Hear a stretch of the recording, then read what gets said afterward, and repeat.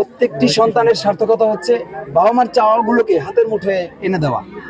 তো তার ধারাবাহিকতাই হয়তো আমার বাবা মায়ের একটি চাওয়া ছিল, আমি চেষ্টা করেছি তাদের হাতের মুঠোয় তাদের চাওয়াটা পরিপূর্ণ করতে।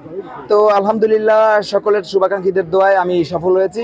আমার বাবা মায়ের যেই স্বপ্ন ছিল সেটা মোটামুটি অর্থে আমি সফল করেছি। আর একটা স্বপ্ন আছে, এরপরে আমি আমার বাবা মাকে হজ করাবো।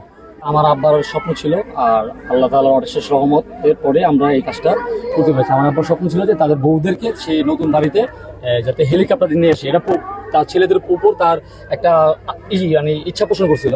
হ্যাঁ, তারপরে আর কি আমরা এই কাজটা বাস্তবায়ন করতে আল্লাহর রহমতে সফল হয়েছি।